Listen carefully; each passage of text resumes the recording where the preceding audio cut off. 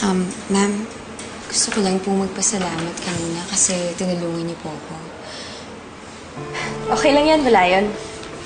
Ma'am, napakabuti niyo pong tao. Ang layo nga po ng pag-uugali niyo kay Miss Monique. Dapat po tinulungan ko na kayo eh. Dapat po, ma'am, nagsalita na po ako sa nalalaman ko. Hindi naman po talaga si Sir Jonathan yung sumaksak kay Ma'am Monique. Sinong sumaksak sa kanya? Siya po, ma'am. Si Miss Monique po talaga yung sumaksak sa sarili niya.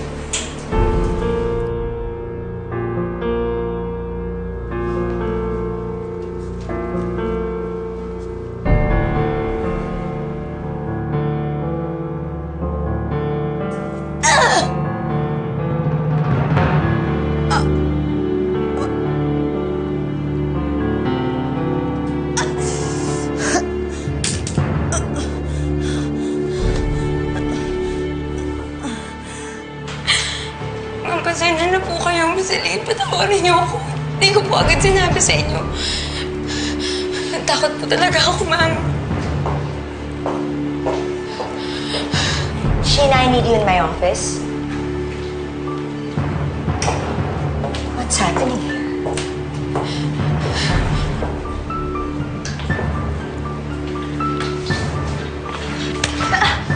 Hayop ka! Sinabi sa akin ni Sheena kung ano nakita niya, ikaw mismo ang sumaksak sa sarili mo! Ako sumaksak sa sarili ko? Do you know how crazy that sounds? Hindi ako siraulo para saksakin ko yung sarili ko. Huwag ka na mag-deny dahil bukong-buko ka na! Wala akong kasalanan sa asawa mo. Sinaktan niya ako! Hindi mo mapapatunayan mga akusasyon mo! Try me! Hindi makakalabas si Jonathan sa bilangguan. He will rot there forever!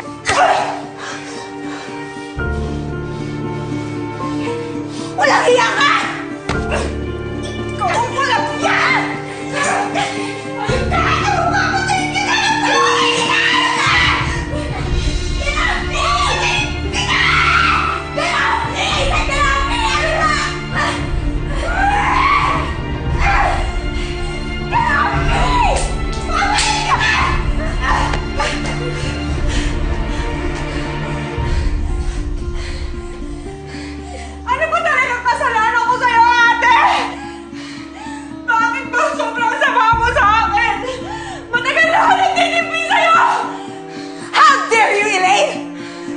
What you did to me is assault at pwede kitang ipakulong! Subukan mo!